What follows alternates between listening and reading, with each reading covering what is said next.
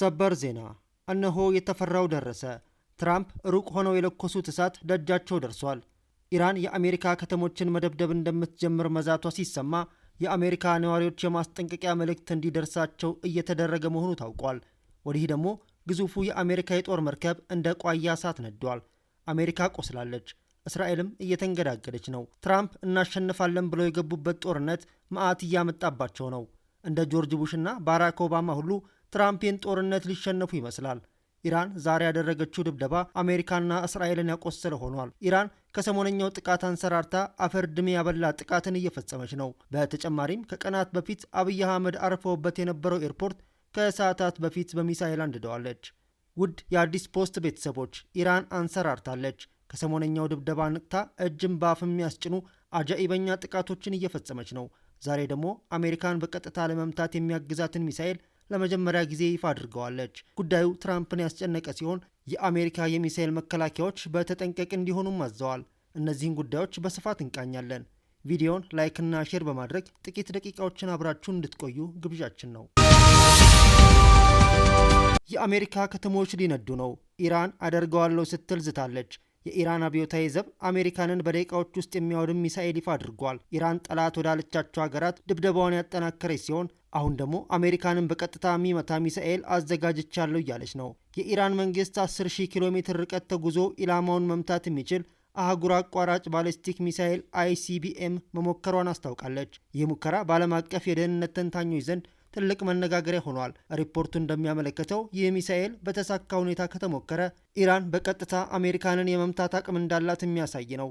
ይህም በሀገሪቱ የጦር መሳሪያ ታሪክ ውስጥ ትልቅ እድገት እንደሆነ ተገልጿል። የሚሳኤሉ ርቀት 10,000 ኪሎ ሜትር የቴሄራን የጦር አቅም ከአካባቢዋ ስጋትነት አልፎ አህጉር አቋራጭ ወደ መሆን መሸጋገሩን ያሳያል።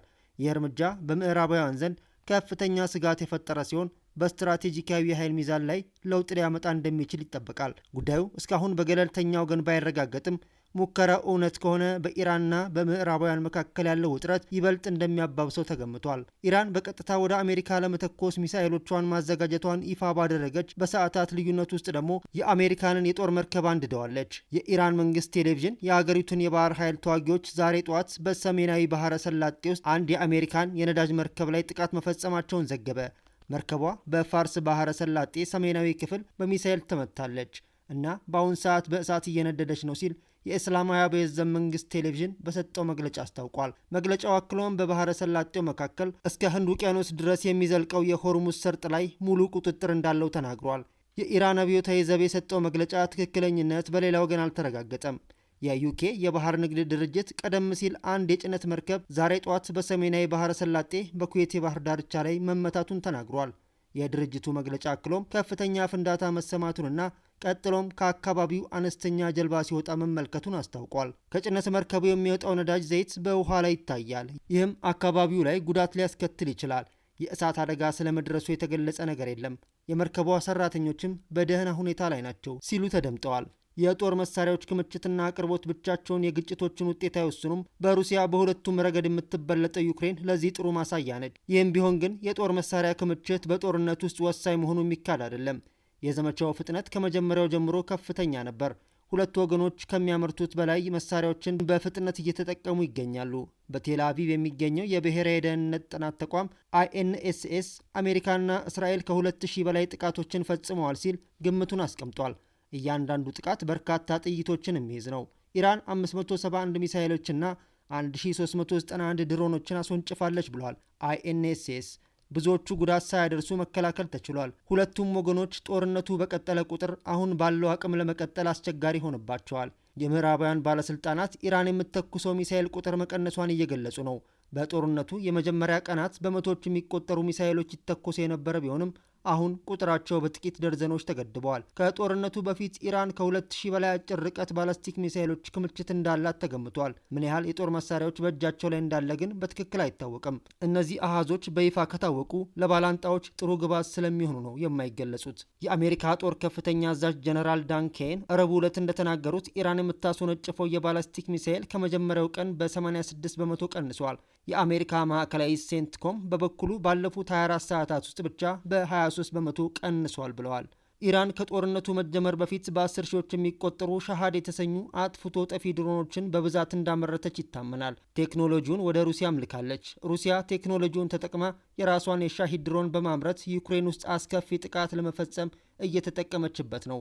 አሜሪካም ዲዛይኑን ተጠቅማ ድሮኖችን አምርታለች። ኬን ግን የኢራን የድሮን ማስወንጨፍ አቅም ከግጭቱ የመጀመሪያ ቀን በ73 በመቶ ቀንሷል ብለዋል። ኢራን ከፍተኛ የሆነ ዘመቻ ተቋቁማ ለመቀጠል እየታገለች ያለች ይመስላል። ቁጥሩን ለመቀነስ የተወሰነው የጦር መሳሪያ ክምችቶችን ለመጠበቅ የሚደረግ ሙከራ አካል ሊሆን ቢችልም በበቂ እያጠቁ መቀጠል ግን የበለጠ ከባድ ይሆናል። የአሜሪካና የእስራኤል ጄቶች በኢራን የአየር ክልል ላይ የበላይነትን ይዘዋል። አብዛኛዎቹ የኢራን የአየር መከላከያዎች ወድመዋል። አሁን አስተማማኝ የሚባል የአየር ኃይል የላትም። እንደ ሴንትኮም ገለጻ የጦርነቱ ቀጣይ ምዕራፍ የኢራንን የሚሳኤልና የድሮን ማስወንጨፊያዎችን፣ የጦር መሳሪያ ክምችትን ማደንና የጦር መሳሪያ ፋብሪካዎችን በማውደም ላይ ያተኮረ ይሆናል። አሜሪካና እስራኤል የኢራንን የመዋጋት አቅም ማዳከም ቀላል ሊሆንላቸው ይችላል። ሁሉንም የጦር መሳሪያ ክምችቶቿን ማጥፋት ግን አስቸጋሪ ይሆንባቸዋል። ኢራን ከፈረንሳይ በ3 እጥፍ የምትበልጥ አገር ነች።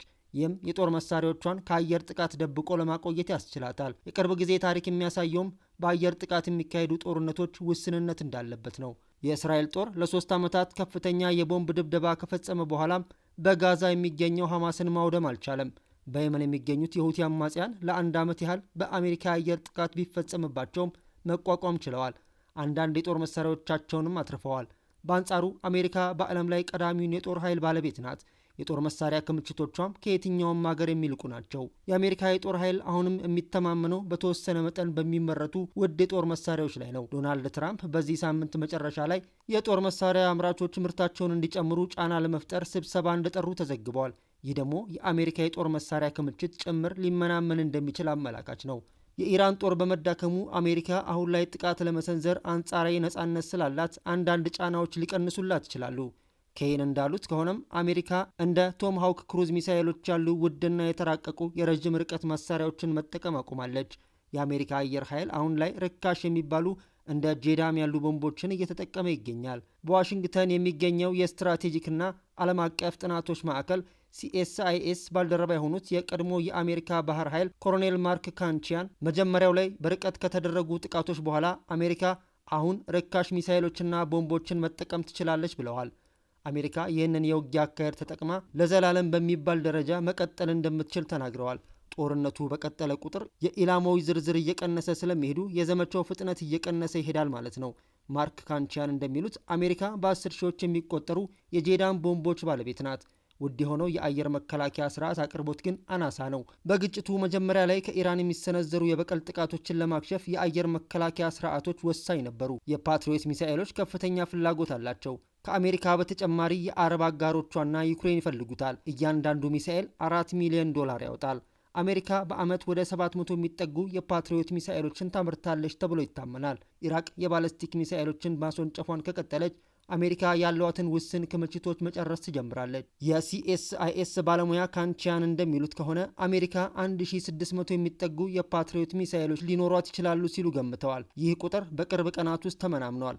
አሜሪካ ከአየር ወደ መሬት የሚደረገውን ጦርነት ለረጅም ጊዜ መቀጠል እንደምትችል ቢናገሩም የአየር መከላከያ ጦርነቱ ይበልጥ አሰልቺ ይሆናል። ፕሬዚዳንት ትራምፕ የፓትሪዮት ቁጥር ለመቀነስ ፈቃደኛ ከሆኑ ኢራንን የበለጠ መቋቋም እንደምንችል አስባለሁ። ይህ ግን የፓሲፊክ ቀጠናን ወደ ግጭት ውስጥ የማስገባት አደጋ ይኖረዋል። ትራምፕ በዚህ ሳምንት መጨረሻ ላይ ከአሜሪካ የጦር መሳሪያ አምራቾች ጋር ለመገናኘት መዘጋጀታቸው የጦር መሳሪያ ክምችት አደጋ እንዳለበት የሚያሳይ ምልክት ነው። የአሜሪካ የጦር ሚኒስተር ፒት ሄግሴት ግን ኢራን ከእኛ በላይ እየተዋጋች መዝለቅ አትችልም ሲሉ ተናግረዋል። ይህ ሀሳባቸው ምናልባትም ትክክል ሊሆን ይችላል። በእንዲህ መልኩ የቀጠለው የአገሪቱ የሚሳኤል ጦርነቱ ወዴት ያመራ ይሆን የሚለው የብዙዎች ጥያቄና ስጋት ሆኗል። በዓለም ላይ በኢራንና በእስራኤል መካከል ያለውን ጠላትነት ያህል የመረረና የከረረ ግንኙነት ያላቸው ሀገራት የሉም ቢባል ማጋነን አይሆንም። በዚህ የተነሳ ሁለቱ ሀገራት በቀጥታና በእጅ አዙር አንዳቸው ሌላኛውን ለመጉዳት ሲጥሩ ቆይተዋል። የኢራን መሪዎች ጠላት የሚሏትን እስራኤል ከምድረ ገጽ እንድትጠፋ እንደሚሹ በይፋ ከመናገር አልፈው በቅርበት ሰላም የሚነሷትን ቡድኖች ሲደግፉ ቆይተዋል። የእስራኤል ፖለቲከኞችም እንደ ዋነኛ ስጋት የሚመለከቷት ኢራን ሳትቀድማቸው ለመቅደም በሚል ባገኙት አጋጣሚ ሁሉ ጥቃት ይፈጽሙባታል። አሁን ግን ሀገራቱ ወደ ለየለት የፊት ለፊት ውጊያ አምርተዋል። ይህን ተከትሎ ወትሮም ከወረትና ጦርነት ርቆ የማያውቀው የመካከለኛው ምስራቅ ቀጠና ሌላ አስፈሪ ጦርነት ከፊቱ ተጋርጦበታል። አምላክ የኢራንና የእስራኤልን ንጹሐን ዜጎች ይጠብቅ። ሰላም ለምድራችን።